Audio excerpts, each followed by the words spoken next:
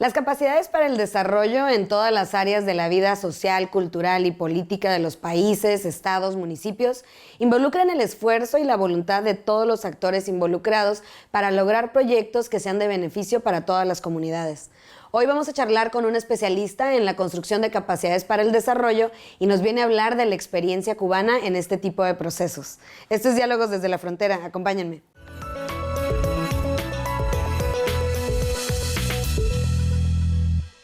Hola, bienvenidos y bienvenidas a Diálogos desde la Frontera. El día de hoy vamos a hablar sobre las capacidades para el desarrollo territorial y todo lo que involucran estas actividades y estos procesos. Y para eso nos acompaña el doctor Luis Orlando Aguilera. Él es investigador de la Universidad de Holguín en Cuba. Bienvenido, doctor. Muchas gracias por estar aquí. Gracias a ustedes. Y bueno, una de las primeras cuestiones que me gustaría es que nos pudiera ayudar a entender el concepto y también a la audiencia a poner en contexto de qué estamos hablando cuando hablamos de capacidades para el desarrollo y en este caso para el desarrollo territorial. ¿Cómo podríamos entenderlo mejor? Bueno, lo primero es agradecer al Colegio de la Frontera Norte y a la Red Sistemas Territoriales y Agencias para el Desarrollo Territorial por la gentileza que han tenido en invitarnos y darnos la posibilidad de intercambiar con todos los colegas de acá, incluso algunos de otras latitudes de aquí dentro de del mismo país de México, pero ha sido bien interesante y muy productivo. El tema es que se está dando un giro global acerca de los asuntos de las tensiones y desafíos que implican el desarrollo territorial, el desarrollo de los territorios. Venimos de experiencias de muchos años donde básicamente actores externos depositaban recursos en los territorios, prácticamente lo hacían todo y los actores de ese territorio estaban muy contentos porque estaban construyendo esto, haciendo lo otro, después terminaban y se iban y los actores no eran partícipes, los actores del territorio no eran partícipes de todo ese proceso de transformación. Entonces, ¿qué conocimiento quedó instalado? ¿Qué transformación se dio en las personas? ¿Hubo un enriquecimiento de las personas? Generalmente no. Entonces, hay un giro en este sentido hacia el énfasis en el protagonismo, el empoderamiento, el involucramiento de aquellas personas que que hacen vida diaria en esos territorios. Tanto los actores de gobierno como los actores de la vida cultural, de la vida económico-productiva, organizaciones no gubernamentales, es decir, no hay exclusión. Es decir, es una política, es una práctica de inclusión social, de involucramiento y de sentido de pertenencia para que haya un empoderamiento, que sean las personas del territorio las que transformen. ¿Qué papel entonces tiene el desarrollo de capacidades? Bueno, vendrían asesores, actores externos que facilitarían los asuntos. No porque es el que sabe, no porque es el que dirige, nada de eso. Todos esos roles quedan atrás. Es sencillamente una construcción conjunta del conocimiento necesario para transformar eso que está en ese territorio. Y para lograr esa construcción conjunta no vale solo lo que me dicen los libros, lo que aprendí en las aulas universitarias. Tengo que poner el oído en la tierra y escuchar qué me dicen los líderes naturales de ese lugar. Aquel campesino, aquel artesano, aquel señor ya grande, ya de cierta edad, que ha vivido todo el tiempo allí, que nos va a decir, no, así no se hace. Por ahí no se puede sembrar este cultivo, tiene que ser otro. Es decir, integrar los saberes, los conocimientos de la academia con los saberes tradicionales, los saberes ancestrales de ahí. Un país como México, que tiene una cultura aborigen tan sólida y que tiene para mostrarnos maravillas de construcciones justamente de la cultura precolombina, pues tiene muchísimo que decir en ese terreno. Hacia ahí van dirigidas las acciones, hacia esa construcción de capacidades para el desarrollo territorial. ¿Es una tarea de la universidad? No solo, es una tarea de todos. Tiene que ser una tarea de todos. Y justo en ese sentido, digo, para saber si lo estoy entendiendo bien, digamos que es pasar de estos modelos de asistencialismo, de ir a poner cosas, y cuando hablamos de territorio estamos hablando de ciudades, de países, ahora sí que localidades pequeñas donde se quiera hacer alguna innovación. A ver, efectivamente, el término asistencialismo es el que es válido. Lo evité en primer momento para evitar crear una ruptura comunicativa, pero sí, estabas hablando muy bien, es asistencialismo lo que nos acompañó durante muchos años y desgraciadamente no dio todos los frutos que debía dar y que no los podía dar justamente por la filosofía que lo acompañaba. En cuanto al término territorio, las escalas pueden tener las más disímiles interpretaciones. Si te topas que se habla del desarrollo local, del desarrollo territorial o del desarrollo regional. Es una gran discusión académica que nosotros tratamos de preservar a los territorios de esas discusiones que están en el plano de la ciencia, en el plano de la teoría, y que son distintas escuelas que a nosotros nos encanta en los congresos científicos discutir sobre eso, pero no llevarlas, sino ponernos de acuerdo previamente en este sentido. Ponernos de acuerdo porque los diferentes actores tienen sus visiones sobre ese territorio. Por ejemplo, aquí en México me hablan de Estado. Para mí Estado es uno solo, ¿no? Pero ustedes es un país, es una república federal, tiene diferentes estados. Es decir, la estructura política del contexto me dice mucho sobre en qué escala entender el término territorial. Pero sí es muy importante porque me dice, incluso la biculturalidad presente en toda esta zona de acá de Tijuana, en esta frontera, pues dice cosas también interesantes sobre que se habla, por ejemplo, de la región binacional San Diego-Tijuana, y hay como todo este tipo de procesos. Bueno, ya nos va quedando mucho más claro este tema, pero también esto es un modelo metodológico, es un planteamiento de trabajo, es algo, ¿desde cuándo se está hablando de este modelo para trabajar? Mira, realmente se han hecho muchísimas cosas y en general todas las miradas, es decir, las primeras miradas hacia el desarrollo local y territorial tienen otras latitudes y tienen otros propósitos, ¿no? Luego, los años 60 se hacen presentes en América Latina por distintas organizaciones no gubernamentales, religiosas y algunas intervenciones desde el gobierno. Pero no es un asunto que sea ajeno, es decir, no debemos llegar con un modelo. Primero, a mí la palabra modelo no me gusta mucho, porque es rígido claro. y es lo que está bien, es el ideal a seguir. Es valioso porque enseña algo, ¿no? Pero realmente no vamos con modelos, vamos con ideas a construir de conjunto lo que necesita cada contexto específico. Entonces, en ese sentido, el modelo como que no es muy útil. Bueno, vamos a hacer una pequeña pausa y ya regresamos. No se vayan, estamos en Diálogos desde la Frontera, ya regresamos. Regreso a Diálogos desde la Frontera. Si apenas nos están sintonizando, estamos hablando con el doctor Orlando Aguilera. Él es profesor investigador de la Universidad de Holguín en Cuba y estamos hablando sobre las capacidades para el desarrollo. Doctor, usted viene, precisamente ya lo mencionaba, de Cuba, de la provincia de Holguín, que decíamos no es estado, es provincia. Pero, ¿cómo concibe la experiencia sobre la construcción de capacidades desde la experiencia en Cuba? Bueno, hay, como decíamos, distintos actores que intervienen en esto, pero un actor fundamental es la universidad, porque tiene por razón de ser la construcción, la producción y socialización de conocimientos y por lo tanto es una de las raíces de la construcción de capacidades.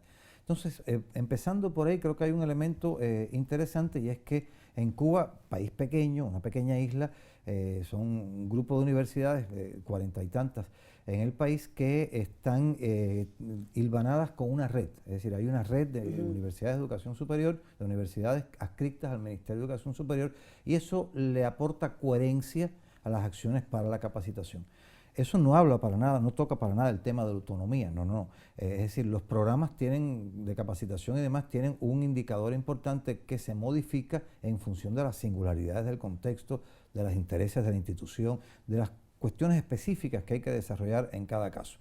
Estas universidades, a su vez, cada universidad tiene un grupo de sedes en los municipios, es decir, nosotros llegamos hasta la territorialización de la universidad, tanto en la formación como en la investigación y en la extensión. Entonces, eso da fortalezas tremendas porque son presencias académicas en cada municipio de allí. ¿Qué ocurre? ¿Cuál es el otro actor muy importante para la transformación de los territorios? Los gobiernos locales. Claro. Entonces, establecer esos diálogos es vital. Hay muchos caminos para establecerlo y muchos escollos, y son diálogos frágiles porque cada uno de estos actores tiene sus singularidades. Es decir, la universidad tiene su ritmo, tiene su argot, sus terminologías, sus códigos y demás, y el gobierno tiene los suyos que son diferentes. Entonces hace falta esos interlocutores entre los dos, que en nuestra opinión son los profesores universitarios, que tienen que tener la sabiduría para tejer esas alianzas y establecer esos códigos. Una vez, esa es la base a partir de la cual se identifican las necesidades territoriales. Ya después, porque el gobierno tiene como función identificar demandas, es una de las cosas que que tiene como capacidad, y esa capacidad quizás no esté totalmente desarrollada, y en eso interviene la universidad.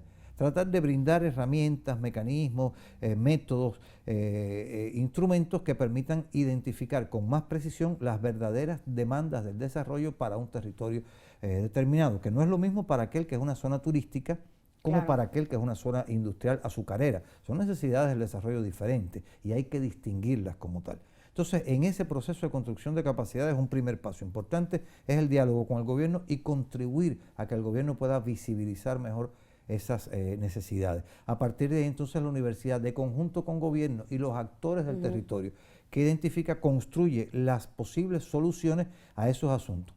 Que mira, a veces la universidad tiene por función la educación de posgrado, ¿no? Y entonces muchas veces adquieren forma de posgrado, pero ¿qué es lo que está pasando hoy? Que las necesidades del desarrollo no pueden esperar 3 años que defienda una tesis de maestría. Y muchas veces la tesis de maestría termina y se En un cajón en la biblioteca. reposa bien conservadita. Claro. No se va a echar a perder, pero tampoco va a transformar nada, ¿no? Entonces, ese es otro de los elementos que atendemos mucho. Crear los antídotos para que eso no ocurra. Y entender que no necesariamente tiene que ser una maestría, tiene que ser un doctorado, tiene que ser un diplomado, que hay maneras, hay modalidades, cursos cortos, pero también mesas, debates, talleres, variantes de trabajos de terreno, donde intervenimos todos por igual, donde hay no graduados universitarios, donde hay incluso casi analfabetos, puede haber, bueno, no es el caso de Cuba, donde la enseñanza general llega a obligatoria hasta el 10º grado, pero hay personas que no tienen una formación profesionalizante y se sientan a la misma mesa porque aportan cosas valiosas y que nos interesan a todos. De ese escenario que hay que tratar de construir de todas maneras es de donde surgen las verdaderas definiciones sobre qué capacidades crear, en qué lugar crearlas y con qué actores trabajar. Es decir, es un trabajo muy bonito, pero es un trabajo de gran dedicación. No está en ningún libro te va a decir cómo hacerlo, pero los libros te dan herramientas para tú construir las respuestas a esas necesidades específicas. Pero ahora, pensando en esto y como suena bastante ideal, pero ¿cuáles han sido las principales problemáticas y los retos a los que se han enfrentado ya estando en esas dinámicas? Mira las emergencias, estamos en el Caribe.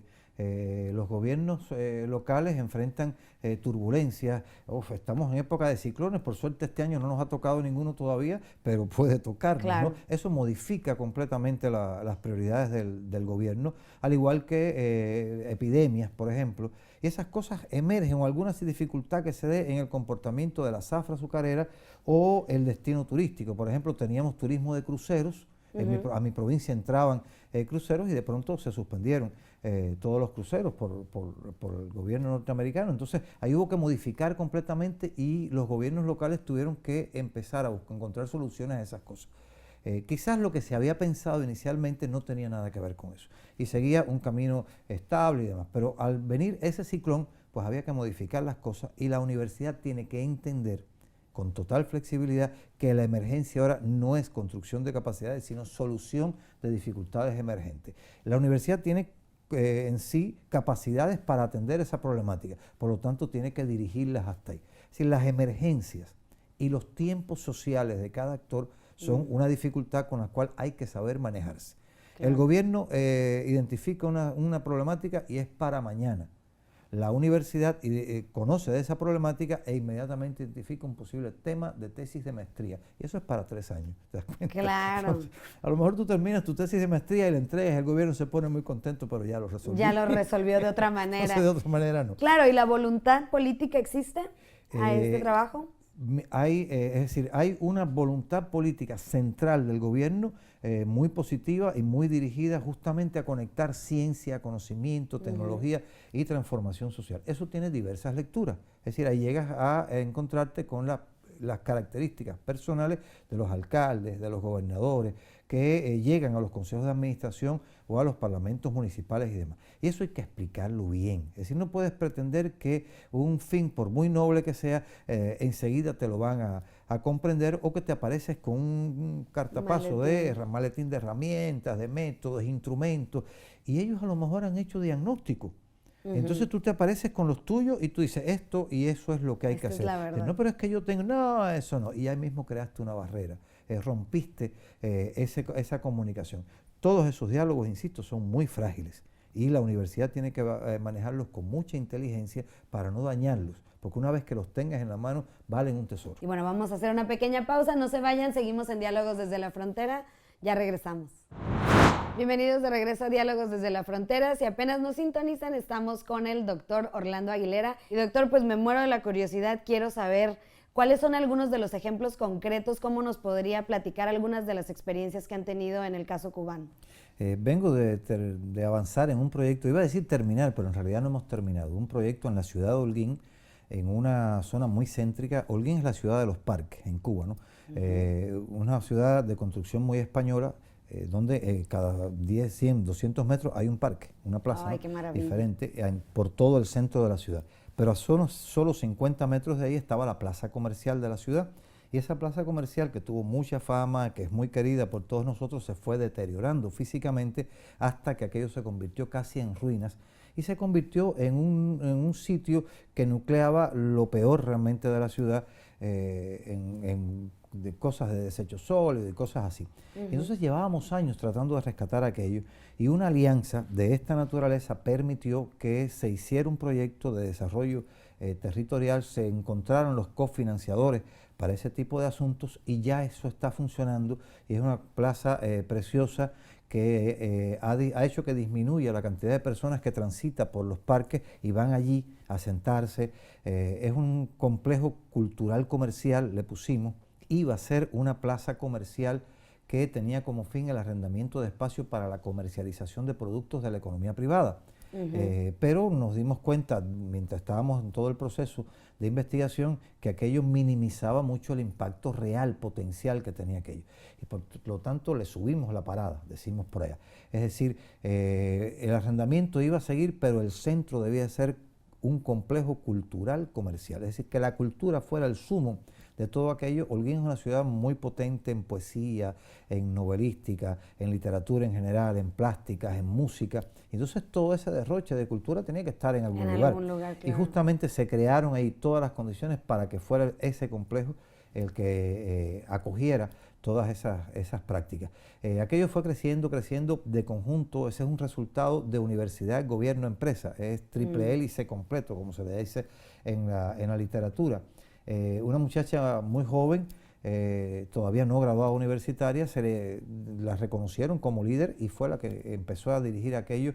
Hoy ha madurado muchísimo y llevamos 3 años solamente trabajando, ha crecido considerablemente. Aquello es una belleza, aquello es un lugar muy agradable en el cual, por ejemplo, este diálogo, esta articulación de la economía privada y la economía pública, usted ni se da cuenta porque es irrelevante.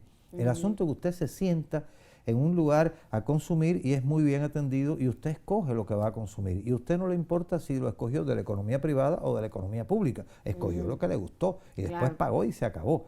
Y eso se gestiona entre todos los actores de allí.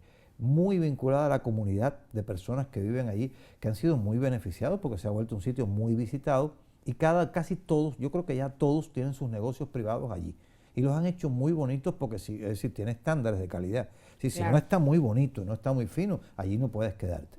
Igual los que venden artesanías, los que venden ropa y demás, tienen que ser productos de calidad, que pasan por un jurado de artistas que certifican que sí tienen la calidad para estar ahí. Es decir, es muy competitivo el lugar, pero es muy lindo, muy apacible, muy tranquilo. Todos están comprometidos con que aquello funcione bien. Es decir, es una obra de fuente ovejuna, como dicen, se dice en la literatura, ¿no? Aquella famosa obra. Incluso el mantenimiento para que estéticamente sea sostenible, la pintura se mantenga y demás, eso se distribuye entre todos. Es decir, este trimestre, cada 3 meses le toca a usted, después en los próximos 3 meses le toca a ustedes, y así cada cual responde porque todos están interesados en que eso funcione muy bien.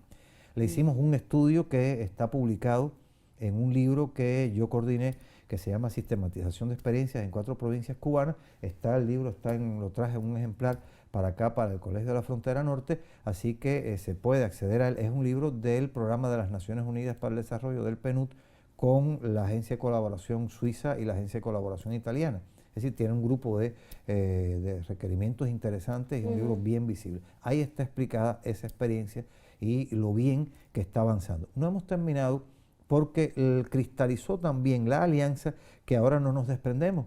Y la primera que pide constantemente apoyo y sugerencias y demás es la directora del complejo. Claro. Un poco se están introduciendo algunos de estos conceptos en una experiencia que se está desarrollando hoy en Ciudad de La Habana, está en pleno proceso de construcción. Ese es el buque insignia, digo yo, del desarrollo local en todas las cosas que nosotros hemos estado desarrollando. Hay otros proyectos en mini-industrias y cadenas productivas que es otro plano del análisis, ¿no? Es ya entrar en la economía para la producción de alimentos con fines turísticos. Es decir, mi provincia es la tercera fuente, el tercer polo turístico del país, tiene playas hermosas, muy lindas, y todo eso, ahí está la cadena Iberoestar, hay la cadena Delta, hay una serie de grupos hoteleros importantes, y lo que estamos trabajando es para estudiar la cadena productiva desde la producción de frutas y vegetales hasta que llega al hotel con estándares de calidad. Entonces, ese es uno de los proyectos bonitos que estamos metidos ahora, porque puede generar sustitución de importaciones, ingresos adicionales, etcétera, etcétera. Eso es Doctor, no nos queda mucho tiempo, pero lo que me gustaría como una reflexión final es que evidentemente, como mencionaba, es muy diferente la perspectiva en un país como Cuba, como México, ¿no? Entonces, me gustaría que nos pudiera hacer una conclusión al respecto de cuáles son los retos y las oportunidades que hay en estos modelos. ¿Qué podemos aprender desde el caso también cubano que nos está platicando? Pero pensando en este país tan grande y también tan desigual, con tantas complejidades también en tema de territorios, ¿cómo podemos avanzar hacia una cultura en donde estos sean los proyectos que detonen los desarrollos locales? Mira, yo creo que hay un ejemplo notable en esto que estamos haciendo ahora. El diálogo, el intercambio de experiencias, el flujo de conocimiento entre universidades. Las universidades es universalidad. Es decir, cuando tú vienes a ver el tejido social de un territorio, si hay una institución que es capaz de alcanzar a cualquier cosa que aparezca en el mundo, es la universidad. Tiene esa misión de traer el desarrollo que esté en cualquier parte del planeta y ponerlo al alcance de las personas. Es lo que estamos haciendo de conjunto el Colegio de la Frontera Norte y la red, sistemas territoriales y agencias son mecanismos importantísimos, escenarios importantes para generar estas alianzas, producir estos intercambios, e incluso en el seminario que recién acabamos de desarrollar, ya surgió una propuesta parecida a ese complejo cultural comercial que te decía que vamos a estar observando y vamos a estar trabajando, salvando las diferencias culturales. Yo les decía, bueno, Cuba es un país sin fronteras, tiene un pedacito de frontera nada más en la base de Guantánamo, pero bueno, ese es otro tipo de asunto. Lo demás es mar por todas partes, por lo tanto no tenemos esa percepción ni esa problemática de las fronteras que tienen ustedes. Complejidades tienen todos los territorios. Claro. Todos los territorios son muy complicados porque la vida es complicada en realidad. Y los avances, los avatares, el cambio climático, y todas esas cosas que nos están golpeando, el asunto está en unirse y poner los conocimientos en función de todos y que las instituciones dialoguemos para encontrar los mejores caminos en ese sentido. Yo lo veo así y creo que ninguna experiencia es desechable, porque incluso aquella que no fructificó, que fracasó, me enseña que así no, que debo de hacerlo de otra manera. Y entonces esos diálogos conjuntos, esos intercambios me parecen formidables para poder construir de conjunto todas esas cosas. Nosotros trabajamos mucho con colegas argentinos, con colegas brasileños, con colegas ecuatorianos, y leemos las experiencias de ellos les transmitimos las nuestras, intercambiamos. Me parece que por ahí va el camino. Y mire, tenemos una gran fortaleza, una sola lengua. Hablamos español todos y todos tenemos las mismas raíces culturales. Claro. Todos venimos de lo mismo. Entonces, explotemos esos asuntos. Claro, y bueno, pues es un gran honor y un placer haberlo tenido aquí. Muchísimas gracias por habernos venido a compartir esto. Ojalá tuviéramos más tiempo, pero bueno, si vuelve aquí al COLEF, con gusto lo volvemos a recibir aquí. No hay problema, porque tengo entendido que volveré. Así bueno, pues cada vez que vuelva lo invitamos aquí al programa. Muchas gracias, doctor, por compartir este momento. Por ser tan amables y por tener este México tan bello. Gracias, doctor. Y bueno, antes de despedirnos, les recuerdo que el doctor Orlando Aguilera participó recientemente en la primera sesión del seminario de la Red Temática Sistemas Territoriales y Agencia, Conocimiento y Capacidades para el Desarrollo, con la presentación de Fab Labs, Innovación Significativa en la Epistemología de la Educación Superior, y eso lo pueden encontrar completo en nuestro canal de YouTube del COLEF. Y antes de irme, les recuerdo que nos sigan en redes sociales. Estamos en Facebook como Diálogos desde la Frontera, en Twitter estamos como Diálogos Colef, y bueno, no olviden visitar nuestra página www.colef.mx. También si nos quieren escribir, nos pueden escribir a dialogosdesdelafrontera@colef.mx. Ahora sí me despido, yo soy Flor Arballo y nos vemos la próxima semana con otro programa de Diálogos desde la Frontera. Hasta pronto.